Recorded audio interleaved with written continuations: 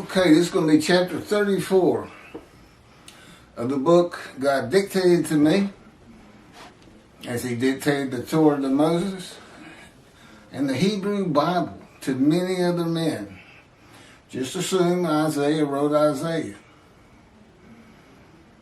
and was a prophet of God, because if you talk to God, you become a prophet of God, and you can find that how that's explained in other videos or in the book itself, which is online. You can go find it. All of my videos come straight from the book, which is titled Isaiah 53 and the Day of the Lord, which is here. And Isaiah 53 describes his representation, the man who's going to be his prophet like Moses.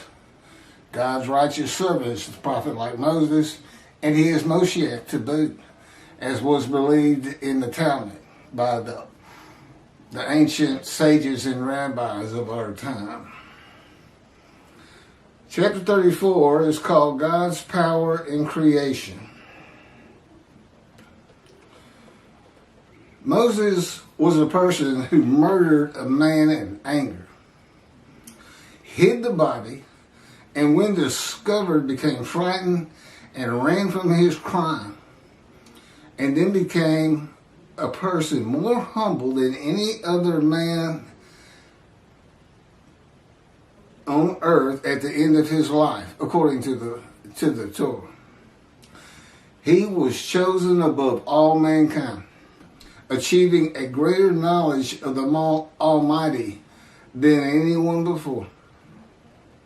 Moses was a man like Ezekiel, in that his spirit could become infuriated. To calm the spirit and soul of Ezekiel, God pinned him to the ground for 430 days after removing him from society. He said, and that's verse 8 of Isaiah 53. Ezekiel, go to your house. I bind you with the cords of my power, and you shall not go out amongst the people. Taken from the land of the living, society. Silent as a lamb, he wasn't talking to anybody. You see, God left what I'm about to read to you, the fire of refinement, how he gets a man ready to be his prophet. He left it out of 53, so that only I, the righteous servant of God, can explain it to you. But you can find it in Ezekiel. That's the backup. And he did it on purpose. It's crafty writing. He didn't want anybody to figure it out. Toby Singer, Jews for Judaism, they're so far off base, it's not laughable.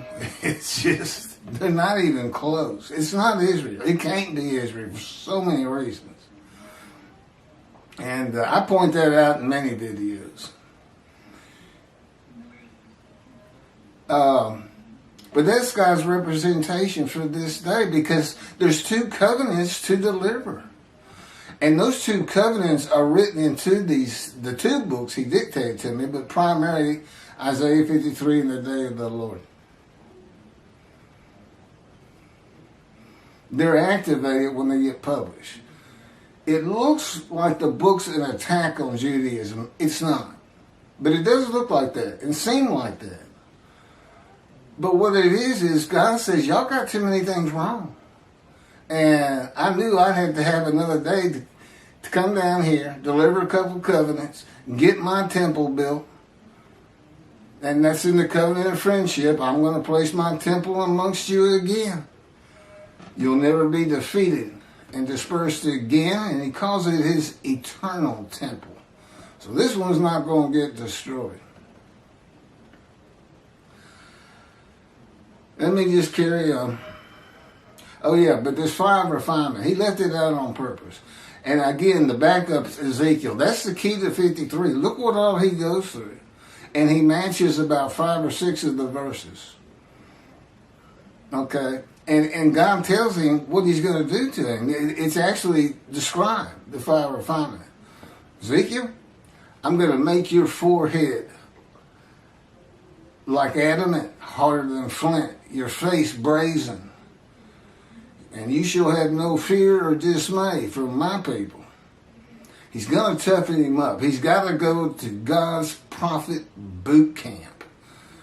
That's what I call it. Because it's just, I'd rather be a cadet trying to be a Navy SEAL or a Marine than go through what he's put me through. But it changes you. You become a different man, and the man he wants to use. Nobody's born to be a prophet. It's just too much that goes into it. And to be with God constantly, 24/7. I don't have to pray to talk to him.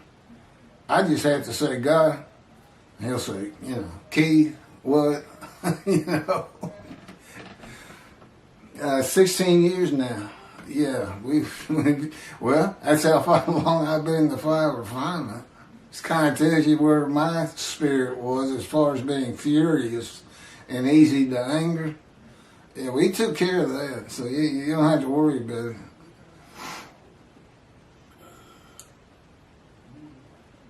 So he pins Ezekiel to the ground for 430 days with his hands handcuffed behind him in God's power, cords of power. On one side for over a year. Then he got to flip over on the other side for about 40 days. And you say, oh, I can't imagine God would do that to a person. Oh, I can. That's not a problem for me. My point to him was, that's it. 430 days, you've been with me 16 years. How come I'm not ready? And he says, it's just a more complicated time now. And chastised him. These are the big words. Crushed and bruised, pinned to the ground, maltreated. Those are the big six of Isaiah 53. Wounded, punished, crushed, bruised, maltreated, chastised. When God chastises you in his words and he's maltreating you, that's something that can hurt you to your very marrow. It goes deep. More so than a human being doing anything to you. Until he was suitable and humble enough to be a prophet to the Assyrian Babylon exiles and teach the words God teaches him during this time, which I believe I have, but it's the phrase when he tells Ezekiel to eat this scroll. That's telling you that, and then he says, now go speak these words to the people. Those are his words. And obviously this is a 215-page book pointing out things he wants straightened out. And I mean quickly. Well, as quickly as we can do it. It's been a long time, and it's time to get to Israel. A man does not go from being hot-tempered enough to kill another man to being the most humble man on earth by being the leader of hundreds of thousands of men and women and known to converse with God. That enlarges the ego of a man. And it's not a humbling experience. In some manner not spoken of in the Torah, Moses was put through God's fire of refinement, of punishment, and chastisement, maltreatment, just as Ezekiel was, to be suitable for his purposes. As all of God's prophets are to one extent or another. It depends on the tasks to be done. It is his way of preparing them for his purposes, from simply writing his words to being leaders of men. God's righteous servant of Isaiah 53 is the prophet like Moses, who endures the fire of refinement, chastisement, punishment, maltreatment, crushing, and bruising by the hand and words of God, the power of God, doing these things to you. In his fire of refinement, God incites and brings out your emotions, everything, anger, sadness, embarrassment, And it just never ends. He's relentless. And of course, he doesn't sleep, which means I rarely sleep. I didn't know I could stay up for 4 days straight, but I've learned I can. Sleep deprivation. I'm telling you, he's very thorough. God incites and brings out emotion and calms the spirit of a man eventually in his words and power. It humbles a man. That's why we know Moses went from this angry murderer. He ran away from his crime into the most humble man on earth. That one phrase tells me he was in the fire of refinement. But there's other things you can point to from Moses to know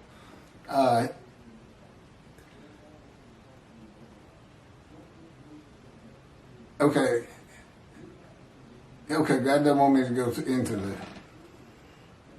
I'm going to finish this up. When God uses his power to change the spirit of a living man in life, in his creation, in the fire of refinement, it is not to be taken lightly. God enjoys watching creation unfold naturally, as he knew it would, and not as he can make it happen, if he wants to. Speak it, will it, and it is so. Not changing it in his power. That is nothing to him. If he thinks it and wills it, it is. The fact that he knew everything from beginning to end, could think it all through, so to speak. He calls that having a knowing of things. But that's what he enjoys. So this is the day of the Lord, but I wouldn't expect any big miracles or anything from him.